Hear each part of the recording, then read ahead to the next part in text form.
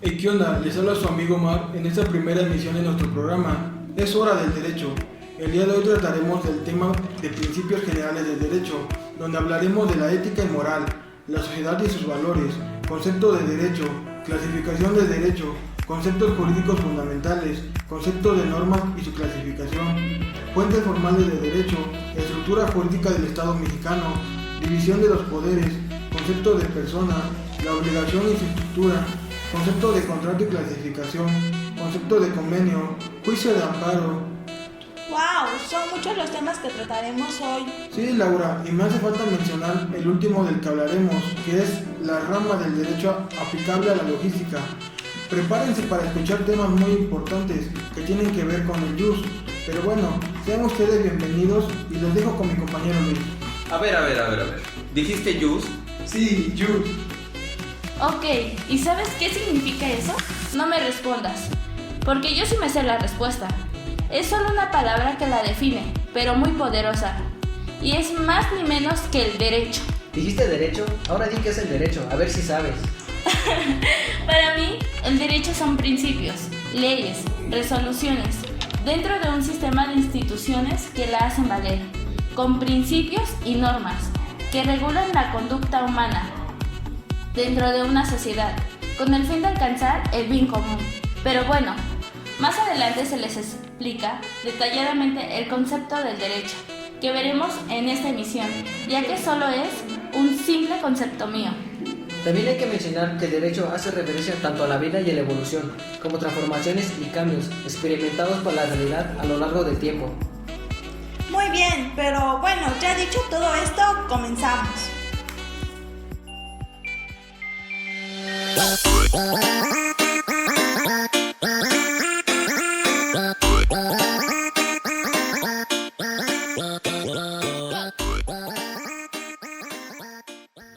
Nuestro primer tema por exponer es la ética y moral, dejándole el micrófono al queridísimo Omar. Gracias, amigo. Comencemos con la ética. La ética puede definirse como la ciencia de la conducta moral, puesto que, al realizar un minucioso análisis de la sociedad, se establece cómo deberían actuar o comportarse todos los individuos que hacen vida en ella. Esta disciplina filosófica está unida a las normas. Estas sirven de base para marcar una diferencia entre el bien y el mal. La ética es diferente de la moral. La ética puede confundirse con la ley, pero no es raro que la ley se haya basado en principios éticos. Sin embargo, a diferencia de la ley, ninguna persona puede ser obligada por el Estado o por otras personas a cumplir las normas éticas, ni sufrir ningún castigo, sanción o penalización por la desobediencia de estas. Pero al mismo tiempo, la ley puede hacerse caso omiso a las cuestiones de la ética. En la filosofía, la ética no se limita a la moral, que generalmente se entiende como la costumbre o el hábito, sino que busca el fundamento teórico para encontrar la mejor forma de vivir, la búsqueda del mejor estilo de vida. Ahora, ¿ustedes qué entienden por ética? Pues para mí, la ética es lo que cada ser humano tiene por default. Desde que los padres te empiezan a enseñar parte de sus creencias, costumbres, y conforme vas creciendo te van enseñando parte de los valores. A ver, yo opino que la ética no solo hace referencia a lo mencionado por Dorian, sino que también siento que es un término muy extenso y por ende sirve para tener una relación armoniosa con la sociedad. Ok, yo estoy de acuerdo con las dos, pero también puedo decir que hay diferentes tipos de ética y de esto se trata esta misión, de nunca acabar de aprender. Y para eso, mi gran amigo Armando les dará algunos ejemplos de la ética a continuación. Ética epicúrea. Este tipo de ética es basada en el pensamiento del filósofo Epicuro, quien establecía que el placer era el propósito de todos los seres humanos. Él creía que todo lo que producía placer era bueno, mientras que consideraba que todo lo que producía dolor era malo. Sin embargo, siempre dijo que el placer debería ser racional y moderado. En mi opinión, en el concepto de este gran autor, puedo decir que tiene muchísima razón, ya que creó absolutamente a nadie le gustaría que le hicieran algo malo, sin importarle o que hicieran algo bueno, y la persona respondiera de forma mala. Sin embargo, es decisión de cada persona. Pero a ver, continuemos con esto que se está poniendo interesante. Ok, como otro tipo de ética tenemos ética normativa. Este tipo de ética se encarga de estudiar aquello que los seres humanos deberían de pensar que es bueno o que es malo, de acuerdo a los valores morales. Este tipo de ética estudia lo que debería hacerse y lo que no es y no debe hacerse. Para ello es necesario establecer los estándares morales que servirán para regular la conducta del ser humano. Tenemos también la ética religiosa, que creo todos nosotros tenemos alguna religión o creencia. O bueno, en lo personal yo soy católica, no sé ustedes. Pero yo que me acuerde solo he ido a la iglesia hace como 8 años, que fue lo de mi catecismo. Aunque la verdad me da pereza levantarme los domingos a las 7 de la mañana y con la cruda encima. Pero bueno, sigamos. Ética religiosa. Este tipo de ética es la que se ve influenciada por la religión. Cada religión sigue unas normas específicas, por lo cual la ética religiosa está dividida según las religiones existentes. Por ejemplo, existe la ética cristiana, musulmana, hindú, entre otras. Ética empírica. La ética empírica es la que se va creando mientras se va viviendo, es decir, es la que surge a partir de la experiencia propia y la observación directa. ¿Qué opinas, Omar? En mi opinión, puedo decir que este tipo de ética es la que más nos sirve para un buen desarrollo social, ya que esta te va desarrollando conforme creces y te vas dando cuenta de la realidad ante la sociedad. Cierto, Omar, eso nos ayuda muchísimo también para la escuela, el trabajo, para crear una convivencia pacífica. A ver, Luis, sé solidario y ayúdame con las últimas dos, por favor. Claro que sí, amigo, yo te ayudo. Ética profesional. La ética profesional es aquella que se encarga de estudiar la conducta y los valores en la vida profesional de los seres humanos. La ética profesional se divide en varios tipos, ya que cada profesión tiene su propio código de ética. Sin embargo, en algunos casos son similares unos a otros.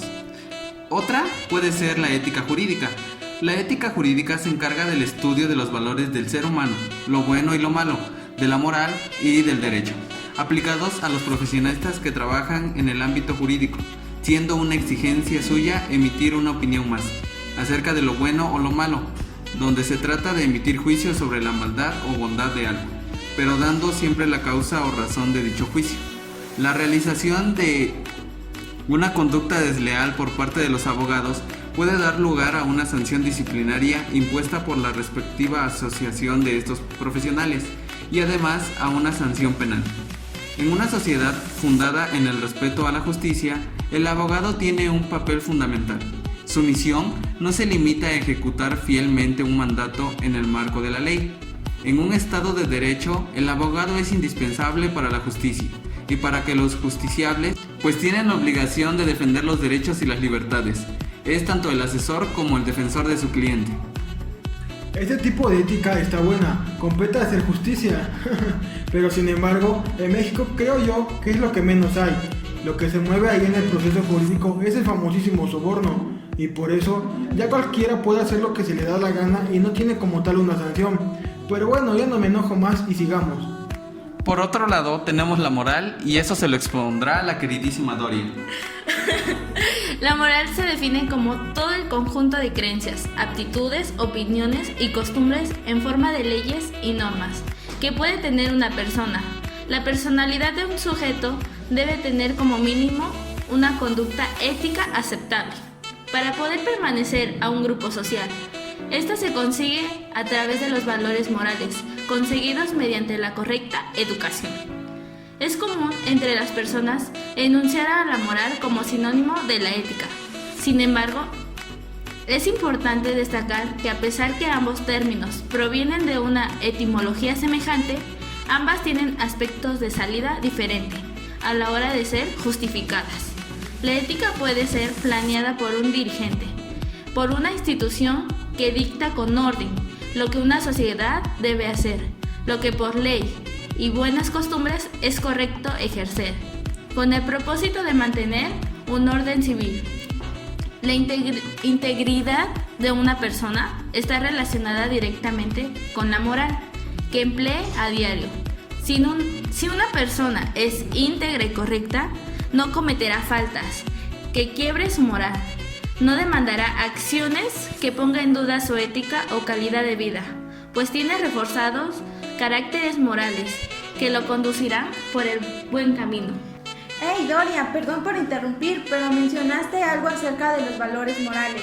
¿Eso a qué hace referencia? Oh, cierto, Lau. Los valores morales son aquellas herramientas que poseen las personas para defender y crecer en dignidad. Los valores se desarrollan y perfeccionan con la experiencia. pero se inculcan en un principio, en el ámbito familiar.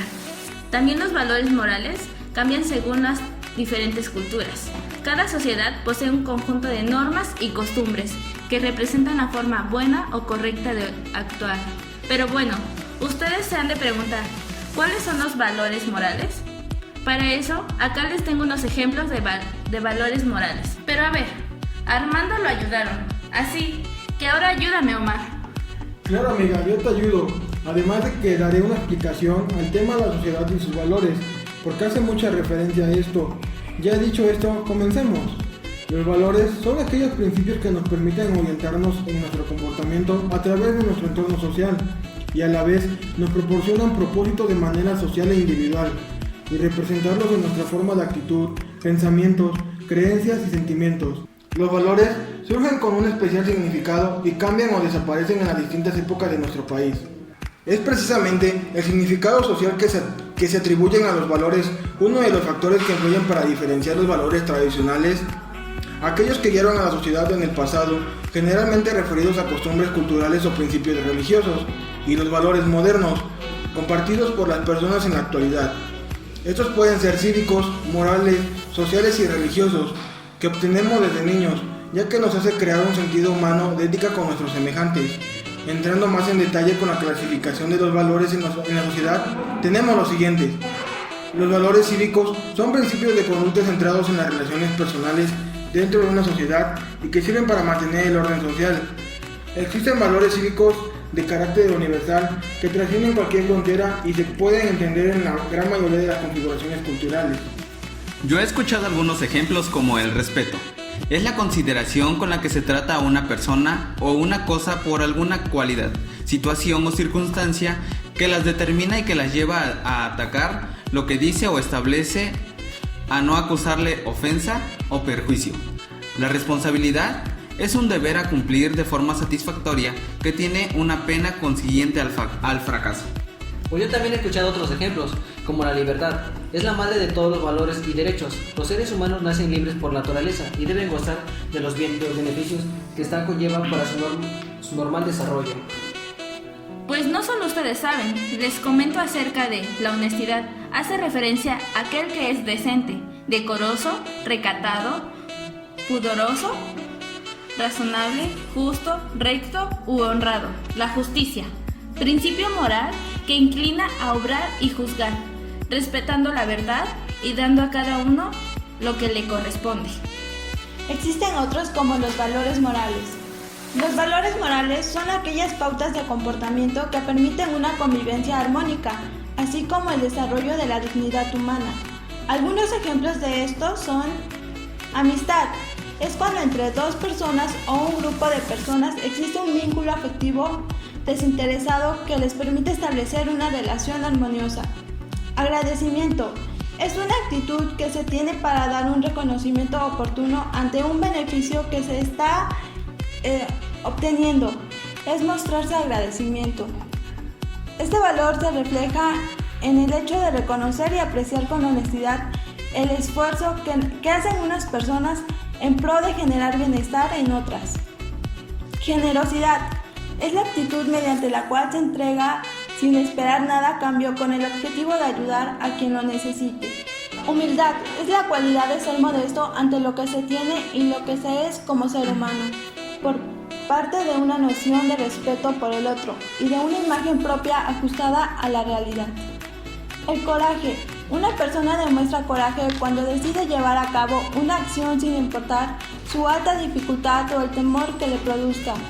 Este valor moral es de gran utilidad para la subsistencia, pues tiene relación directa con enfocarse y esforzarse en cumplir los objetivos de vida que nos planteamos. Los siguientes son los valores sociales. Son aquellos criterios compartidos por los miembros de una comunidad y que garantizan la buena convivencia entre sus individuos.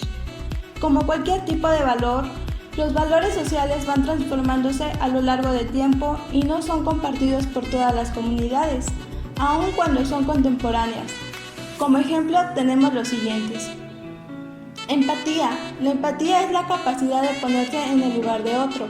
Este valor implica conectarse emocionalmente con el otro más allá de su cultura, color, religión o condición social, lo que ayuda a que dentro de una comunidad haya mayor entendimiento y colaboración entre los individuos. Paciencia. La paciencia es la capacidad que tienen las personas de ser tolerantes, controlar la ansiedad y soportar ciertas situaciones sin perder la calma ni ponerse nerviosas. Felicidad. Consiste en un estado de ánimo subjetivo que se percibe como bienestar. Algunas le definen como el momento en el que la persona logra satisfacer todas sus necesidades, aunque es un estado que no solo se tiene que ver con el bienestar mental, sino también con la vida cotidiana. Esfuerzo.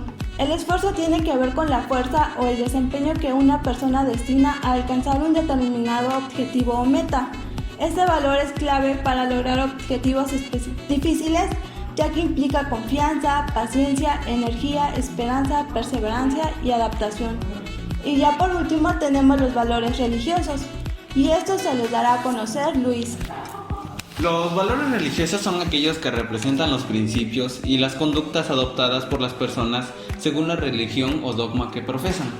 Son valores que aparecen escritos en libros religiosos o textos sagrados y que han sido transmitidos a través de la historia del hombre de una generación a otra. No son valores impuestos por la sociedad. Existe una larga lista de valores religiosos que se pueden nombrar. Sin embargo, se presentan a continuación aquellos valores que se consideran fundamentales en cualquier fe y creencia, ya que están presentes en todos aquellos que practican una religión. Amor. Es un valor que transmite a través de acciones y sentimientos desinteresados hacia alguien. Es un valor que crea vínculos y lazos emocionales importantes. Amar a la familia, a los amigos, los animales, entre otros. También implica el cuidado y cultivo por el amor propio. Caridad. La caridad es una virtud muy importante. Se refiere a amar a Dios sobre cualquier cosa. Es un valor que invita a hacer el bien y ser fraternal. Es un valor que genera paz, misericordia, amor y generosidad. Las personas caritativas prestan su apoyo cada vez que alguien necesita ayuda para superar alguna dificultad o problema. Misericordia. La misericordia hace referencia a la disposición que tienen las personas para compadecerse de la situación de otro ante el sufrimiento o la pena. Las personas misericordiosas son las que prestan ayudas e invitan a la reconciliación y el perdón. Obediencia. Es la capacidad y actitud de cada individuo posee para acatar con respeto y responsabilidad la voluntad de otras personas que, por lo general, poseen el mando o control sobre algo. La bondad es otra actitud que responde y actúa haciendo el bien. Las personas bondadosas procuran alcanzar el bienestar para el prójimo a través de buenas acciones a fin de aliviar dolores, tristezas o penas. Los bondadosos ayudan a los demás sin esperar nada a cambio. Pero queridísimos amigos, dicho todo esto, damos por finalizado estos temas y pasamos al siguiente.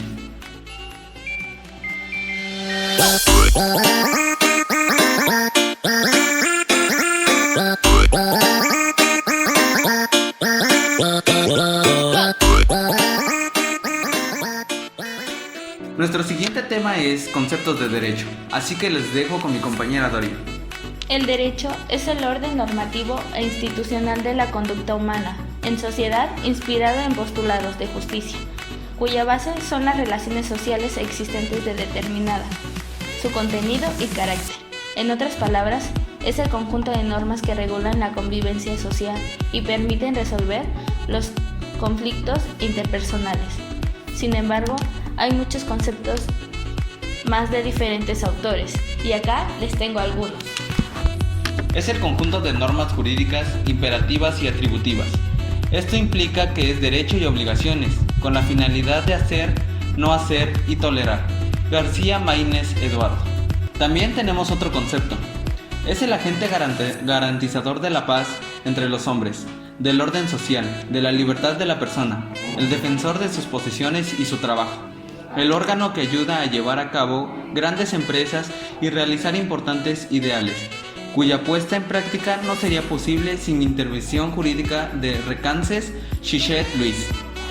Es un sistema normativo de regulación de la conducta social, producido y garantizado coactivamente por el poder político de una autoridad soberana, que facilita y asegura la convivencia o cooperación social y cuya validez, obligatoriedad, está condicionado por los valores jurídicos y éticos de los cuales es generador y portador, respectivamente, en un momento y lugar histórico determinado.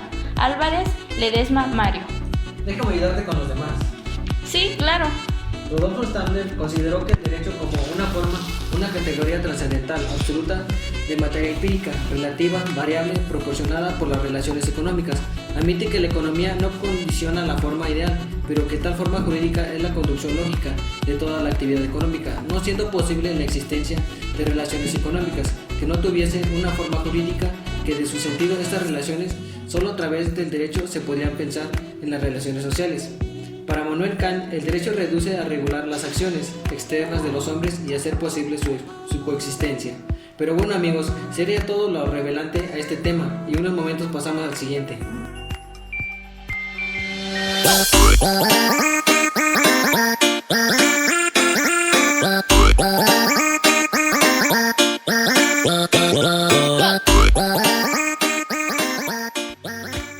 Comenzaremos a hablar sobre la clasificación del derecho. Bien, pero para entender mejor el derecho es necesario hablar sobre la clasificación de este. ¿Por qué existe una, no? Así es, Amar. Existen varias clasificaciones que se pueden entender. Uno de ellos es el derecho objetivo. Es el conjunto de normas que regulan y que se encuentran de forma escrita, por ejemplo, las leyes, códigos o reglamentos. El siguiente es el derecho subjetivo. Son las facultades que la norma jurídica otorga y reconoce al sujeto y que deben respetar en su ejercicio todas las demás personas y da la facultad de exigir su cumplimiento. No nos olvidemos del derecho positivo, el cual nos dice que es el conjunto de normas jurídicas vigentes en una sociedad en un determinado momento histórico, es el que efectivamente se cumple. ¿Y qué es el derecho vigente? A eso vamos, Omar, no te me desesperes. El derecho vigente rige en un determinado lugar y momento histórico, es decir, el derecho que rige en el tiempo presente es vigente. O sea, ¿cómo? ¿Me confundiste? ¿Cuál es cuál? Pues mira, la diferencia es que el derecho positivo estuvo vigente con determinada época, por ejemplo, la Constitución de 1836 o la de 1857, mientras que la vigente es aquel en este preciso momento que se encuentra rigiendo, como es el caso de la Constitución que nos rige actualmente. Oh, creo que ya me quedó más claro. Chicos, ¿y ustedes saben qué es el derecho natural o a qué se les viene a la mente cuando escuchan esto? Ay, déjame decirte, cuando escuché este término por primera vez, me imaginé a la naturaleza totalmente. ¡Qué graciosa! Pues yo la entiendo que surge de la naturaleza del hombre, y de ahí el llamarlo natural. Nace de la conciencia mucho antes de cualquier norma o ley escrita. Oh, tiene sentido. Oigan, pero nuestra clasificación está incompleta, ¿no? Sí, Dori, aún no terminamos. Sí, falta el derecho público y privado. Yo entiendo que el derecho público tiene por objetivo las relaciones con otros estados soberanos y la regulación de las relaciones de los poderes públicos con los súbditos. Dentro de esta clasificación están derecho internacional público, el derecho administrativo y el derecho electoral. Y el privado es el conjunto de normas jurídicas que regulan y rigen las relaciones e intereses privados de las personas. Y se encuentran derecho internacional privado, derecho civil, derecho mercantil. Y no hay que olvidar el derecho social, ya que este pretende mantener la equidad de la sociedad, ya que protege a los grupos económicamente débiles, en el cual se encuentran el derecho laboral, el derecho agrario, el derecho ecológico y el indígena. Bueno, ya dejamos claro la clasificación del derecho. Ahora hablaremos sobre algunos conceptos jurídicos que yo pienso que igual es importante conocer. Bien, para empezar, ¿qué son los actos jurídicos? Son hechos voluntarios que tienen la intención de producir efectos jurídicos. Podemos considerarlos como una manifestación de voluntad que llevan a la intención de crear, modificar o extinguir derechos. Así es, Laura, pero para que se dé el acto jurídico no basta con que haya un sujeto y un objeto. Se necesita algo que les ponga en relación, estableciendo un lazo o un vínculo que los una. haciendo pasar la relación jurídica del estado de posibilidad al estado de existencia. Claro, a este tercer elemento se le llama hecho, que por ser productor de efectos jurídicos se denomina hecho jurídico.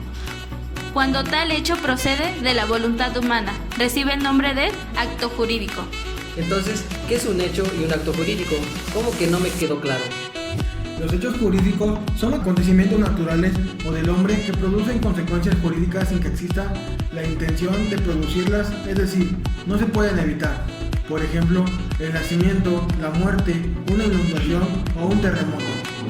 En cambio, los actos jurídicos son aquellas acciones hechas por los individuos, que son hechos por voluntad propia, es decir, el individuo decide si realizará el acto o no, como por ejemplo, realizar una compraventa o divorciarse. Ah, esto está más claro que el agua. Bueno, vamos al siguiente. ¿Qué entendemos por retroactividad de una ley? ¿No? ¿Nadie? Bueno, es cuando ésta se aplica tiempo atrás de la fecha en que se publica. Esta solo se puede dar en el caso de que la ley beneficie de algún modo al caso o persona a la que se le aplica. ¿Tú quieres decir que, por ejemplo, Armando mata a alguien? Al momento del homicidio, la pena es de prisión perpetua, pero mientras espera su sentencia, se reforma la ley y se fija una pena de 25 años de cárcel. Como es más favorable, se le da retroactividad y cubre todos los casos anteriores. En cambio, si esta ley perjudica al imputado, no procede. Así es, Dori, estás en lo correcto. Oigan, esto sí que está interesante. Sí, bueno, el que sigue la abrogación es la acción de dejar sin efecto jurídico un cuerpo legislativo, ya sea ley, código, reglamento, artículo, es decir, anularla por completo, dejándola sin obligatoriedad de una ley. Y la derogación es la abolición, anulación o revocación parcial de una norma jurídica, ley o reglamentación vigente por otra posterior y que implica que no sea necesario reexpedir todo el resto de algún ordenamiento reformado. Es decir, solo se suprimen algunos preceptos, reglas de la ley. Ahora pasemos a lo que son las normas y cómo se clasifican. Chicos, ¿alguien me quiere ayudar con eso? Yo, Dori, para empezar, hay que dejar en claro lo que son las normas. Estas son las reglas que establece con el propósito de regular comportamiento y así procurar mantener un orden. Esta regla o conjunto de reglas son articuladas para establecer las bases de un comportamiento aceptado. De esta forma se conserva el orden. Bueno, yo leí en algún libro de derecho acerca de los tipos de normas en relación con el comportamiento de los demás y el propio, las cuales introducen el orden en la vida social. Se clasifican de acuerdo con su origen y sus características en morales, religiosas, de conducta o trato social y jurídicas. Desde mi punto de vista, yo digo que las normas morales se adquieren con la experiencia. Sí, tienes razón, pues estas normas nacen con nosotros, pero las vamos adaptando día a día y en base a nuestras experiencias. La moral social influye decisivamente sobre la moral individual. Entonces, ¿qué hay sobre los 10 mandamientos? ¿Qué tipo de normas son? Son normas religiosas, Omar. Como esa parte que siempre me decía mi abuelita: honrarás a tu padre y a tu madre, o no robarás. Estas normas imponen conductas al hombre con una meta trascendente: recibir el premio a sus buenas acciones en la vida ultraterrenal, en el más allá. La religión es un tema realmente polémico, pero respetable. Desde mi punto de vista, opino que no hay castigo efectivo en la tierra y no existe obligatoriedad en cuanto a estas normas, pues esencialmente debe cumplirse por convicción y amor a Dios y no por imposición. Eso es muy cierto. ¿Alguna vez se han preguntado por qué cuando preguntas a alguien, por ejemplo, ¿por qué se dio lugar a esa dama? Y simplemente te dice, porque todo el mundo lo hace o se ha hecho así desde siempre? Pues miren, este tipo de actos forman parte de un convencionalismo social o también conocidas como de conducta o trato social. Y los convencionalismos sociales son las reglas que aparecen basadas en la costumbre, son una especie de mandato que surgen de la colectividad y que son necesarios llevar a cabo dentro de la sociedad. Ejemplo de la condescendencia tenemos la caballerosidad, el saludo, la cortesía, el buen comportamiento. Bueno, pero realmente las más importantes son las normas jurídicas, ¿no lo creen? Exacto, porque las normas jurídicas son normas expedidas por el poder público con el fin de regular la pacífica convivencia de los seres humanos, integrantes de una sociedad. ¿Como un reglamento de estadio de fútbol? Sí, básicamente es eso, puesto que son lineamientos dispuestos para regir a los miembros de la sociedad a la que se refieren, y según tu ejemplo, a toda aquella persona dentro y a los alrededores del establecimiento. ¿Y qué pasa si un miembro de la sociedad no la acata? Claro que de incumplir una norma jurídica, quien infringe la ley debe responder ante juzgados según la gravedad de la falta. Si esta persona no cumple con presentarse al juicio o de ser atrapado en la escena o directamente cometiendo el crimen, puede verse forzado a cumplirlas por medio de la coacción, es decir, haciendo uso de la fuerza legítima que tiene el Estado. Por ejemplo, la aplicación de una sanción por el Código Penal de determinada entidad si una persona mata a otro ser humano. Por ello, es muy importante resaltar que estas normas jurídicas imponen deberes y otorgan derechos obligando a quienes están destinados a acatarlas, sin importar si están dispuestos a hacerlos o no, pudiendo intervenir el Estado en caso de incumplimiento.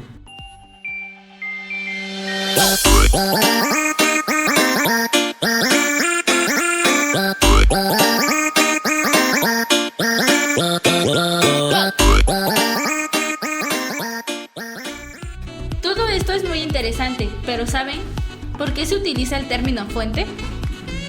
Verás, solo lo utilizamos de manera metafórica, con el fin de explicar de dónde es que realmente surgen o proceden las normas que se emplean en la sociedad actualmente.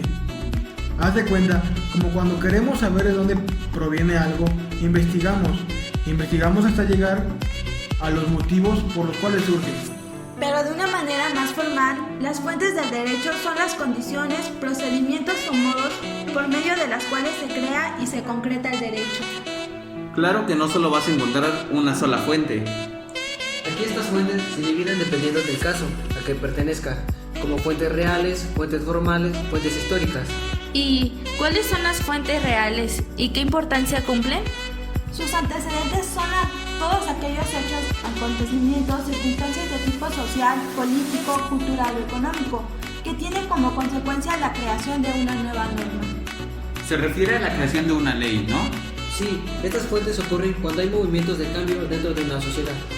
Y hablando de México, como ejemplo tenemos que, gracias a la Revolución Mexicana de 1910, considerado como un conflicto armado, se logró la consideración del artículo 27 de la propiedad y repartición de las tierras y del artículo 123 que ampara los derechos de los trabajadores.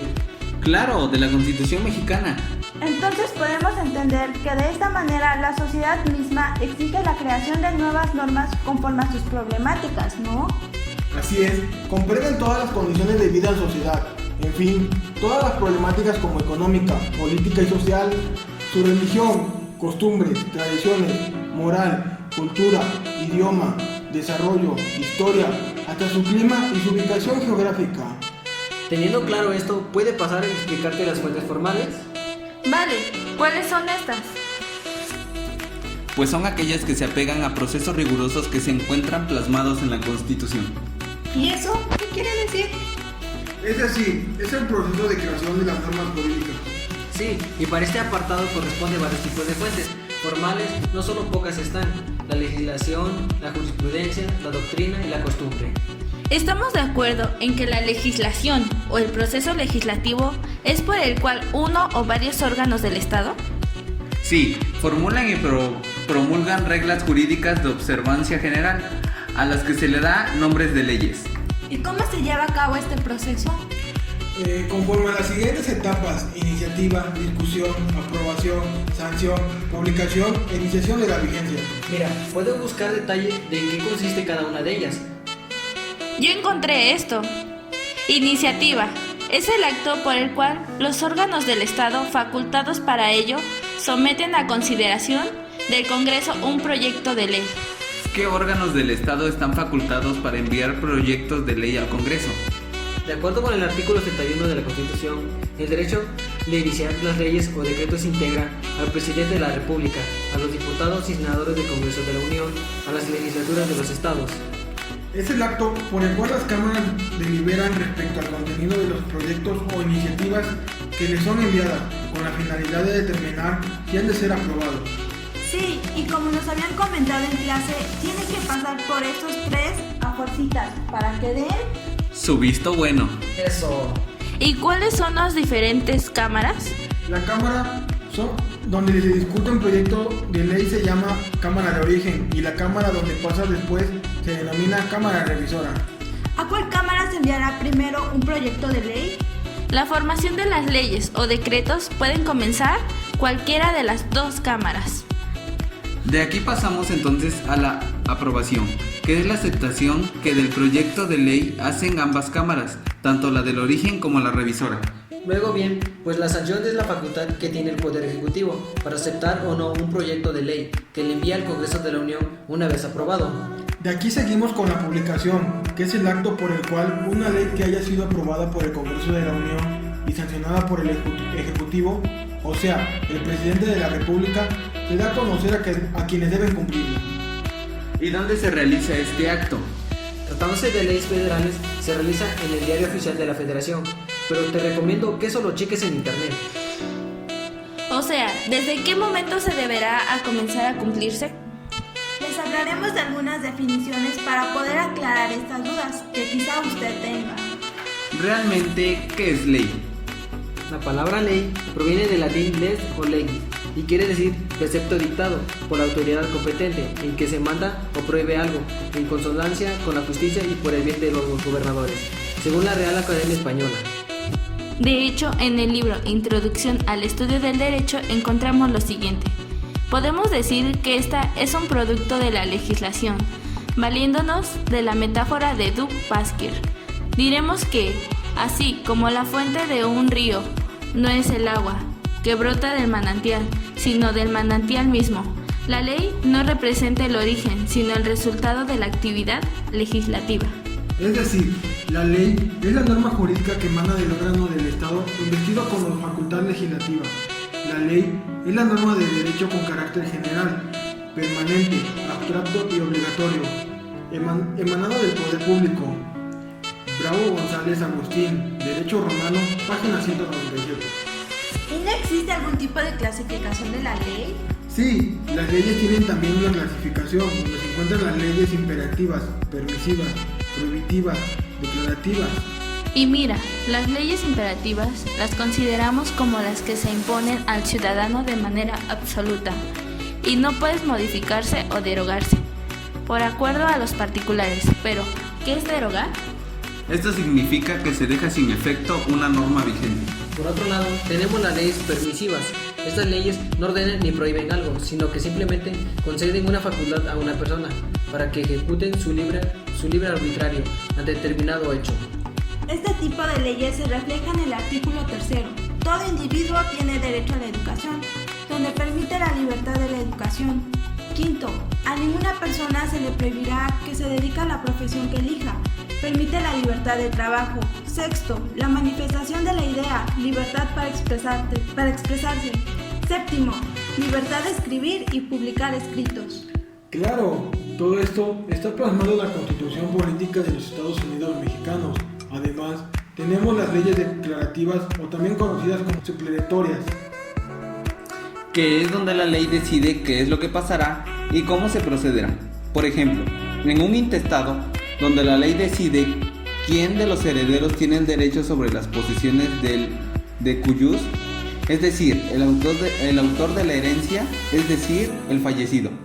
Y por último, tenemos las leyes prohibitivas, y así, como su nombre lo dice, prohíben o impiden determinada conducta, como las leyes penales. Y por ejemplo, en estas podrían clasificarse las de homicidio, que es prohíbe matar, robo, que es prohíbe apoderarse de una cosa ajena, y fraude, que es prohíbe engañar a las personas. Sí, así es. Pero bueno, pasemos a otro tema que también nos llena de curiosidad. Omar, ¿qué es y cómo es que las leyes aparecen y se aprueban? Como lo habías dicho, en la definición las leyes son producto de la legislación y la legislación tiene un proceso que consta de 6 etapas a saber, que son iniciativa, discusión, aprobación, sanción, publicación y iniciación de la vigencia.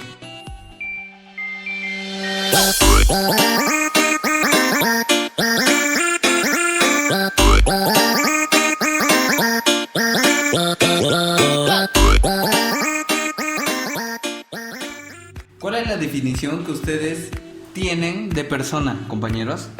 Una persona es un ser capaz de vivir en sociedad, el cual, además de contar con inteligencia y voluntad, tiene derechos. Muy bien, Omar, pero para el derecho se da el nombre de sujeto o persona a todo ente capaz de tener facultades y deberes. En una medida de esas relaciones interesan al derecho. La persona humana se convierte en el mundo de lo jurídico, en un sujeto de derechos y obligaciones. Pero, ¿cómo se clasifican las personas? Existen dos tipos de personas dentro del derecho positivo mexicano, cada una de ellas perfectamente delineada en cuanto a su existencia y personalidad. Tales personas son la individual, física y la colectiva moral. Una persona individual es el ser humano mismo, sin importar su género, raza o posición social. Mientras tanto, la persona moral es la agrupación o entidad constituida primeramente por un grupo de seres humanos, con el objetivo de alcanzar o cumplir fines que por su naturaleza sobrepasan las posibilidades individuales, o bien, que requieren de esta unión de varios sujetos para cumplir de mejor manera los objetivos a alcanzar. Entonces, básicamente una persona física o natural es el individuo humano con existencia material que ejerce sus derechos y deberes de manera particular, desde un punto de vista jurídico. Los atributos que caracterizan a una persona física son los siguientes: la personalidad jurídica, la capacidad, nombre, domicilio, estado civil, patrimonio y nacionalidad. Una persona física o natural está habilitada para ofrecer servicios profesionales, llevar a cabo actividades de naturaleza, comercial, arrendar o poseer bienes inmuebles, trabajar a cambio de un sueldo, contraer matrimonio. El artículo 30 del Código Civil indica que la personalidad se adquiere en el momento del nacimiento con vida, una vez producido el entero desprendimiento del seno materno. Es decir, los derechos humanos propios de una persona física se adquieren desde el nacimiento. No obstante, las obligaciones o deberes legales de una persona física se adquieren a partir de la mayoría de edad. Asimismo, una persona física puede actuar en su propio nombre o puede hacerlo en representación de otra persona física o de una persona moral o jurídica. Estas personas físicas o naturales se encuentran reguladas en el Código Civil a partir del artículo 22. El inicio de reconocimiento como persona natural está establecido por el artículo 22, puesto que dice: la capacidad jurídica de las personas físicas se adquiere por el nacimiento y se pierde por la muerte, pero desde el momento en que un individuo es concebido, entra bajo la protección de la ley y se le tiene por nacido por los efectos declarados en el presente código, refiriéndose al Código Civil Federal. Existen algunas restricciones para el ejercicio oportuno de los derechos y obligaciones que tienes como persona natural. Sí, en el artículo 23 establece que la minoría de edad, el estado de interdicción y demás incapacidades establecidas por la ley son restricciones a la personalidad jurídica que no deben menoscabar la dignidad de la persona ni atentar contra la integridad de la familia. Pero los incapaces pueden ejercitar sus derechos o contraer obligaciones por medio de sus representantes.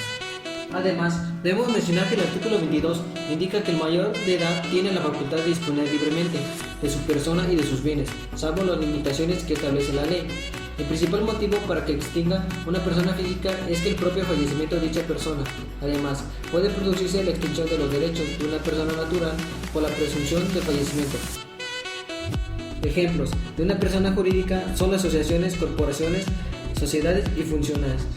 Las personas morales no tienen existencia material o concreta, no existen como individuo, sino como situación, pues son una ficción de derecho, para dar reconocimiento a una entidad individual e independiente, que está sujeta a obligaciones y dotada de derechos, tal como una persona física. En este sentido, la persona moral es un organismo conformado y representado por un conjunto de personas físicas sobre las cuales recae la capacidad para tomar decisiones. Para ello, la persona moral tendrá uno o varios administradores, un consejo de administración o una junta de socios que tendrá la responsabilidad de actuar en su nombre. El artículo 25 establece que son personas morales la nación, los estados y los municipios, las demás corporaciones de carácter público reconocidas por la ley, las sociedades civiles mercantiles, son sindicatos, los asociamientos profesionales y las demás, que se refiere a la fracción 25 del artículo 123 de la Constitución Federal, las sociedades corporativas y mutualistas, las asociaciones distintas de las enumeradas que se propongan fines políticos, científicos, artísticos, de recreo o cualquier otro fin ilícito, siempre que no fueren desconocidas por la ley. Las personas morales extranjeras de la naturaleza privada en los términos del artículo 2736. Es necesario mencionar el artículo 26, el cual dice que las personas morales pueden ejercitar todos los derechos que sean necesarios para realizar el objetivo de su institución. Existen dos artículos más adentro de este capítulo, los cuales son: artículo 27. Las personas morales obran y se obligan por medio de los órganos que representan, sea por disposición de la ley o conforme a las disposiciones relativas de sus escrituras constitutivas y de sus estatutos. Artículo 28. Según el derecho, las personas morales tienen una personalidad jurídica propia, lo que quiere decir que están capacitadas para actuar como sujeto de derecho, adquirir bienes, contraer obligaciones, ejercer acciones ante un juez. ¿Pero qué características hace ver que es una persona física o una persona jurídica? Los atributos con los que cuenta cada persona son el nombre, atributo por excelencia, pues permite distinguirlas una de otras. Se compone de dos partes que son el nombre de pila y el apellido. Estos últimos solían ser los de los padres, anteponiendo el apellido del padre y posteriormente el de la madre. El domicilio. Una persona física puede tener y tendrá varios domicilios simultáneamente, y estos a su vez pueden tener la misma ubicación. El domicilio de negocios, que es como el nombre lo indica, donde la persona realiza la mayor parte de sus negocios. El domicilio accidental, que es simplemente donde la persona física se encuentra. En segundo lugar, el domicilio legal, que se define como aquel que le fija la ley para el ejercicio de sus derechos y obligaciones. Algunos ejemplos de estos domicilios son, para el caso de los menores e incapaces, el de sus padres y tutores, respectivamente, o el de los funcionarios públicos, que sería el lugar donde han ejercido sus funciones por más de 6 meses. Tercero, el domicilio convencional, que establece la persona física para cumplir con sus obligaciones y ejercer sus derechos, por lo general al celebrar contratos u otros instrumentos con particulares. No podemos olvidar el atributo que es conocido como capacidad. Esta es, como su nombre lo sugiere, la aptitud de ser apto o adecuado para adquirir y ejercer derechos y obligaciones. La capacidad de adquirirlos se le conoce como capacidad de goce, mientras que la segunda se llama capacidad de ejercicio. La primera se tiene desde el nacimiento hasta la muerte. La segunda se adquiere, disminuye o pierde en el transcurso de la vida. A quienes han perdido, no han adquirido o tienen disminuida su capacidad de ejercicio se les conoce como incapaces, si bien la incapacidad antes era total y absoluta. Con los años se han ido estableciendo criterios para que la incapacidad sea matizada y las personas en estado de interdicción puedan ejercer sus derechos en la medida de sus capacidades intelectuales. Dorian, ¿conoces alguna otra característica? Claro que sí, Luis. Te hace falta hablar de un punto como lo es el patrimonio. Si bien, jurídicamente la definición puede ser un poco más compleja. Coloquialmente, podemos definir al patrimonio como todo lo que una persona tiene, así como lo que deben o debe. ¿A qué nos referimos con esto? A sus bienes inmuebles, como casas, terrenos, créditos a su favor, que le deben algo, o en contra, que deba algo, o a sus bienes muebles, como los muebles de su casa, dinero, joyas. Pero hay algo que diferencia una persona de la otra y es el estado civil. Este va más allá del matrimonio. Este se define como la relación jurídica entre una persona con su familia y los miembros que la componen. Este se compone por el nacimiento, la nacionalidad, la edad, la incapacidad, la ausencia, el sexo y, por supuesto, el matrimonio. En cuanto a las obligaciones, su estructura se conforma de la siguiente manera: de acuerdo con la efectividad, su vínculo jurídico, sujetas a moralidad, según los sujetos, divisibles y las obligaciones indivisibles, objetivamente complejas, de acuerdo con el programa de prestación, dar y entregar de acuerdo con la especificidad de la cosa debida, dinerarias o pecuniarias. Con la extinción de las obligaciones, lo que se busca es romper con el vínculo jurídico existente. Solución o pago efectivo. Es simplemente hacer efectivo el pago de lo que se debe o llevar a cabo la obligación de dar. Novación. Es cuando se sustituye la obligación inicial por otra. La inicial se extingue y surge una nueva obligación. Remisión o condonación. Consiste en el perdón que hace el acreedor de la deuda, que solo puede hacerse efectiva si tiene pleno derecho sobre la cosa o el bien. Compensación. Esta figura se presenta cuando existen obligaciones recíprocas entre las partes, es decir, que se deben cosas mutuamente. Pero no solo existen esas formas, hay otra forma de romper los vínculos jurídicos como confusión. Es cuando en una misma persona se reúnen las cualidades de acreedor y deudor, pues una persona no puede obligarse a sí mismo. Pérdida de la cosa que se debe. Como su nombre lo indica, ocurre cuando la cosa que se debe, el cuerpo cierto, se destruye, deja de estar en el comercio, se desaparece y se desconoce si existe. En este evento hay que tener en cuenta si fue culpa del deudor que esto sucediera. En este caso, la obligación sigue vigente, aunque el objeto de la misma cambia y puede configurarse algún tipo de indemnización por los perjuicios que puedan sufrir el acreedor. La declaración de la nulidad o por la rescisión, cuando la celebración del contrato o medio por el que se generó la obligación sea nulo al no cumplir con los requisitos que se dispone la ley para que tenga validez jurídica. La prescripción, dada porque con el paso del tiempo el acreedor pierde el derecho a exigir el cumplimiento de la obligación por no hacer ninguna exigencia anteriormente. Otro punto que tocaremos hoy en esta transmisión será el tema de los contratos. ¿Pero qué es un contrato? Un contrato es la representación jurídica de una disposición natural del hombre a consensuar con su igual distintos pactos que representan beneficios mutuos. El contrato produce obligaciones porque tanto el acreedor como el deudor han manifestado su voluntad de contratar, como lo dice en el artículo 1792 del Código Civil Federal. Convenio es el acuerdo de dos o más personas para crear, transferir, modificar o extinguir obligaciones. Y para este caso en particular, debemos decir que el artículo 1793 del Código Civil Federal dice que los convenios que producen o transfieren las obligaciones y derechos toman el nombre de contratos. Es necesario mencionar el artículo 1796 del Código Civil, que establece que los contratos se perfeccionan por el mero consentimiento, excepto aquellos que deben revestir una forma establecida por la ley. Desde que se perfeccionan, obligan a los contratantes no solo a cumplimiento de lo expresante pactado, sino también a las consecuencias que, según su naturaleza, son conforme a la buena fe, al uso o a la ley. Un aspecto importante se plantea en el artículo 1797, puesto que dice: la validez y el cumplimiento de los contratos no puede dejarse al arbitrio de uno de los contratantes.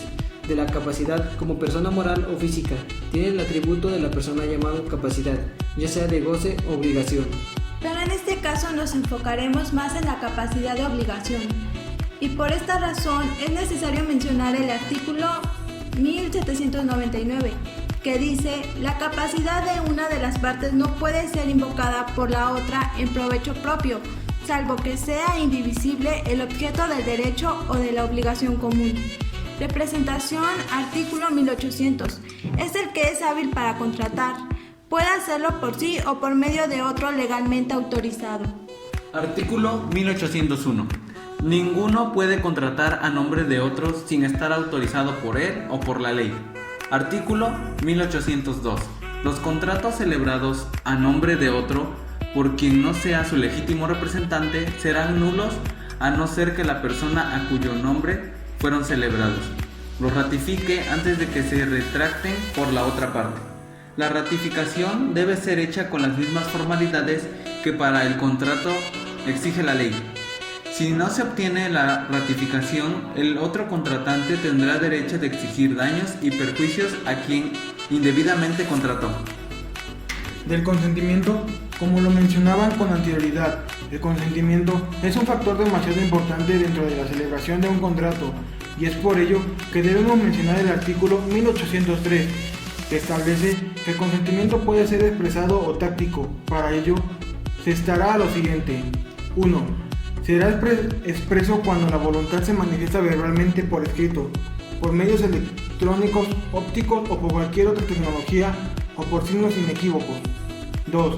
El táctico resultará de hecho o de actos que lo pongan o que autoricen a presumirlo, excepto en los casos en que por ley o por convenio la voluntad deba manifestarse expresamente. Artículo 1804. Toda persona que propone a otra la celebración de un contrato fijándole un plazo para aceptar, queda ligada por su oferta hasta la expiración del plazo. Existen dos escenarios, en particular, en los que podría desarrollarse la oferta, y están regulados por los artículos 1805 y 1806. ¿Qué nos dicen, Armando? El artículo 1805 nos dice: cuando la oferta se haga a una persona presente sin fijación de plazo para aceptarla, el autor de la oferta queda desligado. Si la aceptación no se hace inmediata, pues la misma regla se aplicará a la oferta hecha por el teléfono o a través de cualquier otro medio electrónico, óptico o de cualquier otra técnica que permita la expresión de la oferta y de la aceptación de esta forma inmediata. El artículo 1806, cuando la oferta se haga sin fijación de plazo a una persona no presente, el autor de la oferta quedará ligado durante 3 días, además del tiempo necesario para la ida y la vuelta, regular del correo público o del que se juzgue bastante, no debido correo público, según la distancia y la facilidad o dificultad de las comunicaciones.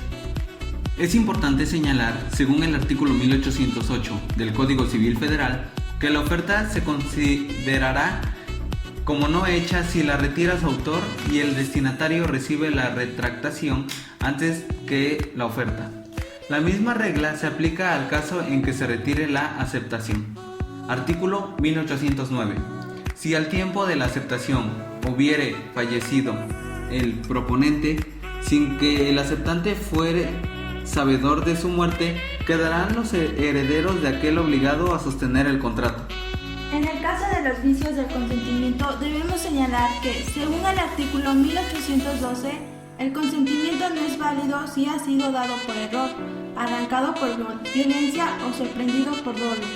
Y el artículo 1813, que nos dice que el error de derecho o de hecho invalida el contrato cuando recae sobre el motivo determinante de la voluntad de cualquiera de los que contratan. Si en el acto de la celebración se declara ese motivo o si se prueba por las circunstancias del contrato que se celebró, en el falso supuesto que lo motivó y no por otra causa. En diferentes escenarios, un contrato podría anularse y el Código Civil Federal establece en diversos artículos algunas ejemplificaciones o bien casos concretos como lo son el artículo 1816, el dolo o mala fe de una de las partes y el dolo que proviene de un tercero, sabiéndolo aquella. Anulan el contrato si han sido la causa determinante de este acto jurídico. Artículo 1817. Si ambas partes proceden con dolo, ninguna de ellas puede alegar la nulidad del acto o reclamarse indemnizaciones. Artículo 1818. Es nulo el contrato celebrado por violencia, ya provenga esta de alguno de los contratantes o ya de un tercero, interesado o no en el contrato. Son objeto de los contratos la cosa que es obligado debe dar, el hecho que el obligado debe hacer o no hacer. 1. Existir en la naturaleza. 2. Ser determinada o determinable en cuanto a su especie. 3. Estar en el comercio. Artículo 1826. Las cosas futuras pueden ser objeto de un contrato, sin embargo, no puede serlo la herencia de una persona viva, aun cuando está presente su consentimiento. En el artículo 1827, el hecho positivo o negativo, objeto del contrato, debe ser posible, lícito. Es ilícito el hecho que es contrario a las leyes de orden público o a las buenas costumbres, al fin o motivo determinante de la voluntad de los que contraen. Tampoco debe ser contrario a las leyes de orden público ni a las buenas costumbres. Con respecto a su interpretación, si los términos de un contrato son claros y no dejan dudas sobre la intención de los contratantes, se estará al sentido literal de su cláusula. Si las palabras parecieren contrarias a la intención evidente de los contratantes, prevalecerán estas sobre aquellas, cualquiera que sea la generalidad de los términos de un contrato. No deberán entenderse comprendidos en las cosas distintas y casos diferentes de aquellos sobre los que los interesados se propusieron contratar. Si alguna cláusula de los contratos admitiere diversos sentidos, deberá entenderse en el más adecuado para que produzca efecto. Las cláusulas de los contratos deben interpretarse las unas por las otras, atribuyendo a las dudosas el sentido que resulte del conjunto de todas.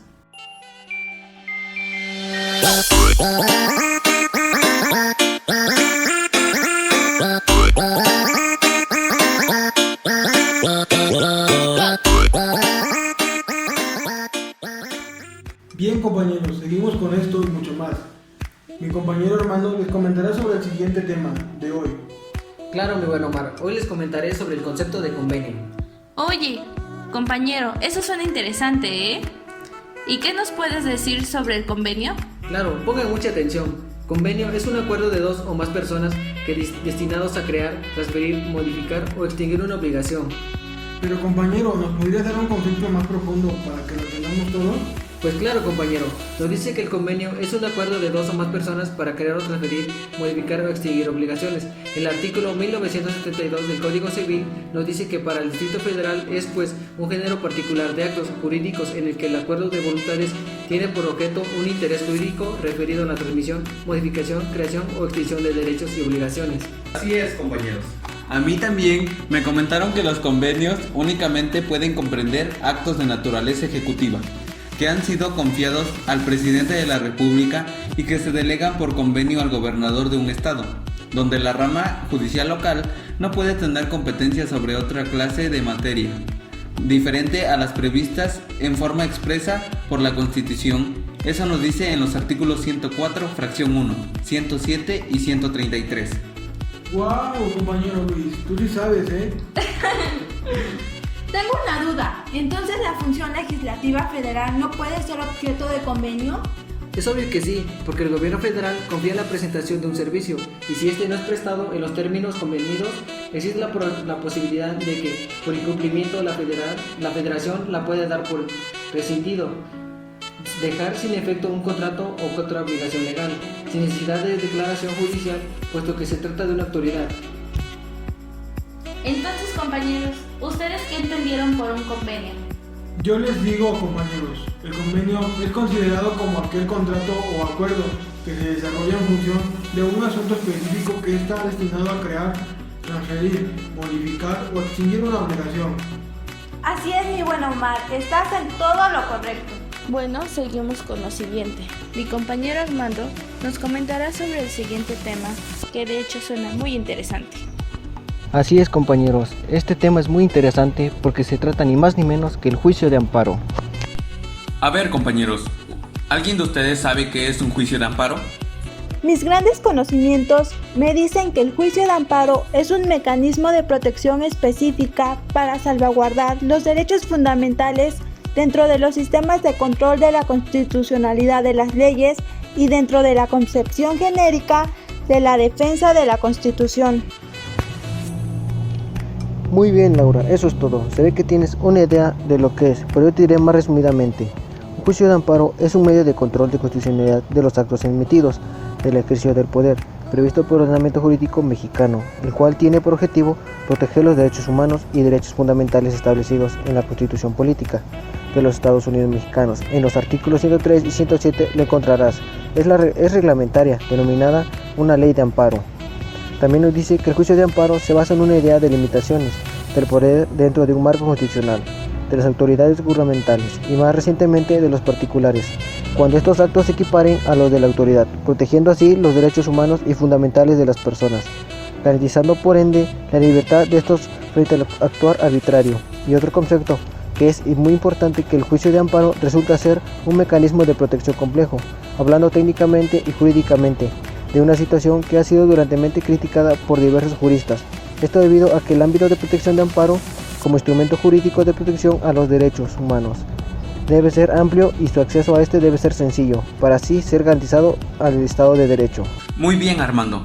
También nos dice que el juicio de amparo, por regla general, solo es de conocimiento de jueces federales, es decir, aquellos que integran el Poder Judicial de la Federación, tales como jueces de distrito, tribunales colegiados de circuito y la Suprema Corte de Justicia de la Nación, y hasta incluso los tribunales unitarios de circuito. Estás en lo correcto, Luis. El juicio de amparo es un medio de defensa que tiene por objeto proteger a las personas contra los abusos de autoridad, así como de normas generales que vulneren sus derechos humanos reconocidos en la Constitución y en tratados internacionales en los que el Estado mexicano sea parte.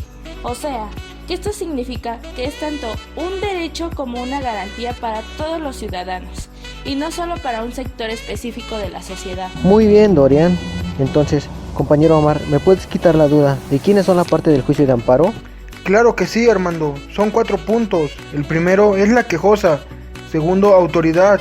3, responsable. Tercero, interesado y Ministerio Público. Empezamos con la quejosa. Es el titular de un derecho subjetivo o de un interés legítimo, el cual es afectado por un acto u omisión de la autoridad responsable o una norma general en relación a sus derechos humanos. Autoridad responsable es la parte de quien emana el acto reclamado y contra quien se demanda la protección de justicia federal en el amparo. Tercero, interesado. Es la persona con el interés jurídico de que continúe el acto reclamado del quejoso.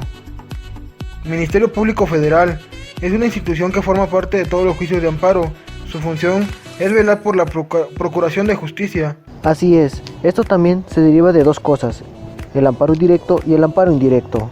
Oye, ¿me podrías decir cuál es el rol de cada uno de ellos? Claro, mi compañero Luis lo sabe y puede explicarlo mucho mejor que yo. Así es, yo lo explico mucho mejor. El amparo indirecto procede contra actos u omisiones de autoridad, así como de los particulares que realicen funciones comparables a la de las autoridades y normas generales que causen un perjuicio al quejoso. Quienes son competentes para resolver este tipo de asuntos son los juzgados de distrito y los tribunales unitarios de circuito.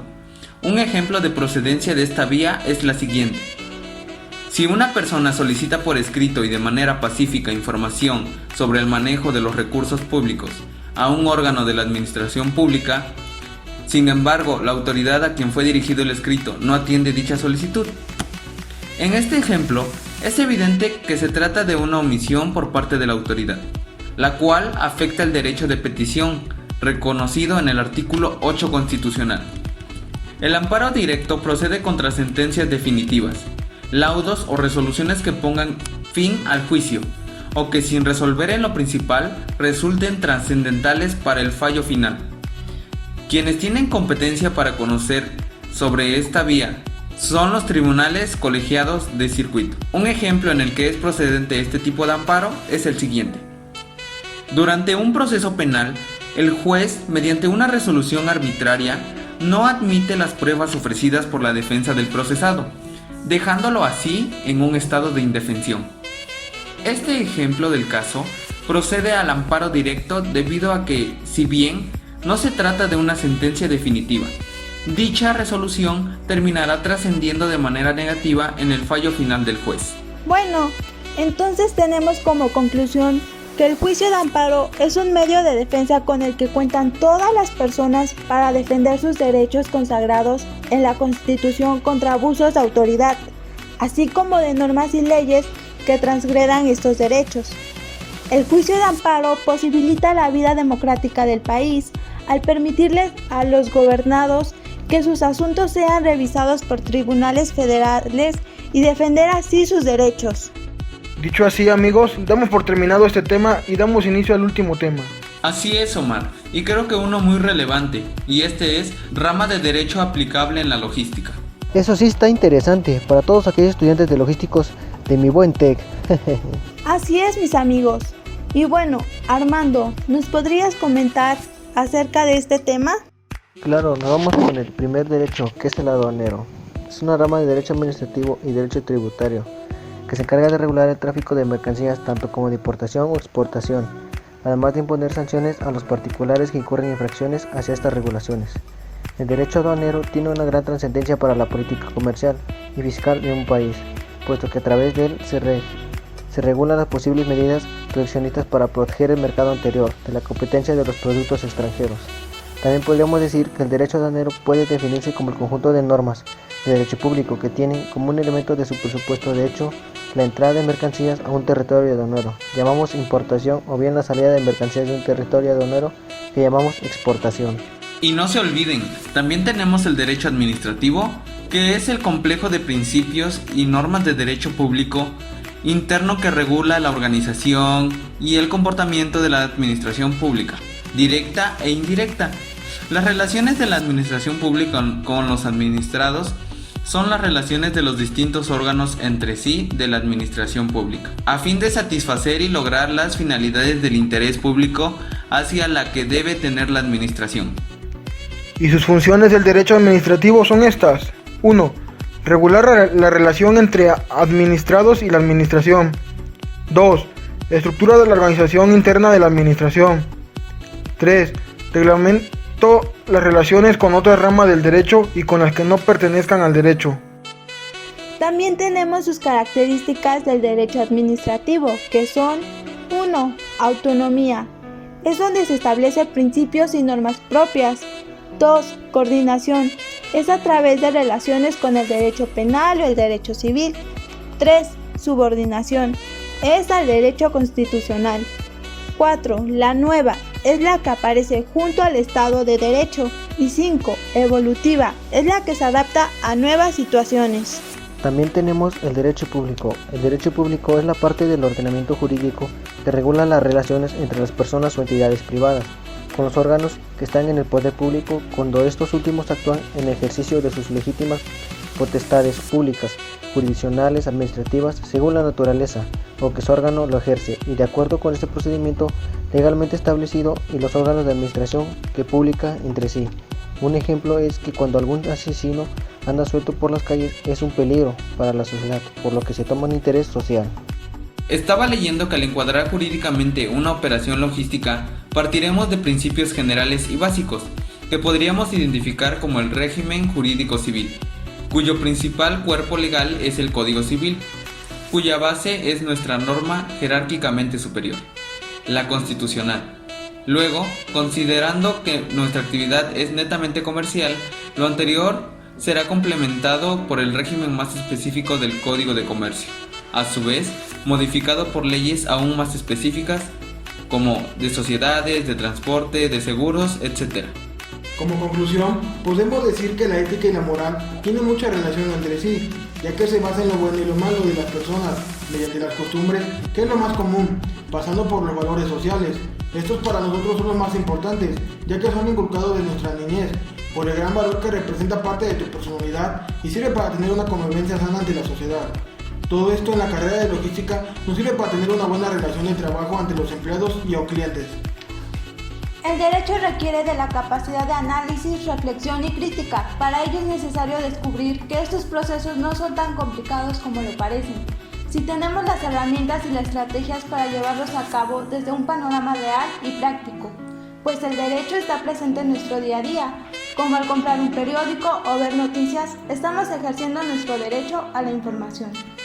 Por ello es muy importante conocer cómo es que funciona el derecho, los tipos de normas que hay, el saber qué es un contrato o convenio, puesto que esto también se verá reflejado en nuestra ingeniería en logística, ya que se llevan a cabo muchas actividades relacionadas con lo jurídico, como por ejemplo el hacer contratos con proveedores y clientes, o el realizar la documentación requerida para transportar un producto.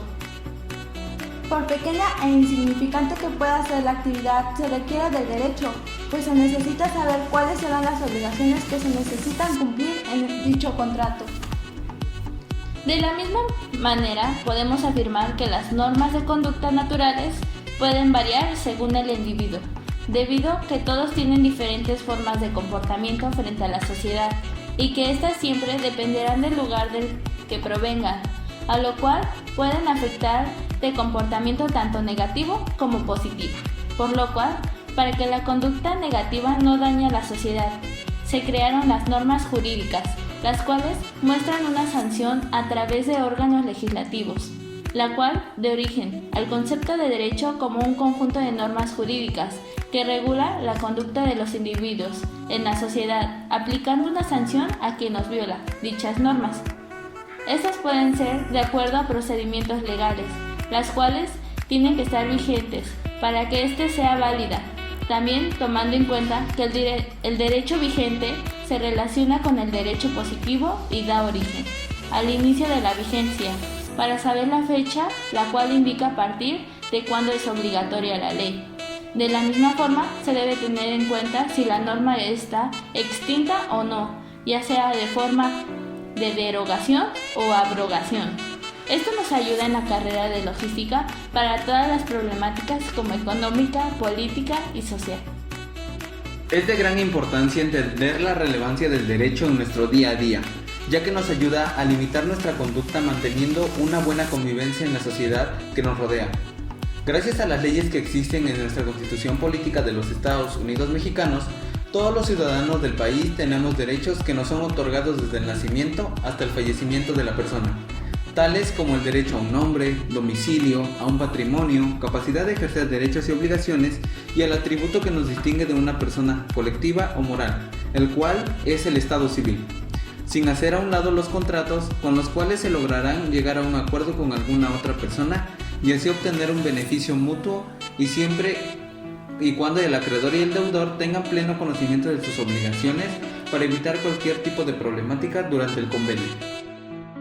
Como todos sabemos, el derecho es muy importante en nuestras vidas, porque desde que somos recién nacidos tenemos el derecho a vivir, también el derecho de que sea en toda la sociedad, donde hay normas y leyes que se aplican y se tienen que respetar. Todo esto se da en nuestras vidas cotidianas, desde que prendemos el televisor y al salir a ver los periódicos. Sin el derecho viviríamos en una sociedad donde cada quien haría lo que quisiera sin respetar a nadie. Por eso existen normas en una sociedad que se tienen que respetar. El derecho es muy importante en la logística, también porque desde que se hace un trámite para una venta de mercantilismo, se llevan a cabo permisos y normas que se tienen que acatar, al igual que al exportar o importar un producto o mercancía a otro país. Bueno, eso es todo del tema de hoy. Muchas gracias por habernos escuchado y nos vemos en la siguiente emisión en Es Hora del Derecho. Suscríbanse. No olviden apoyarnos con un like.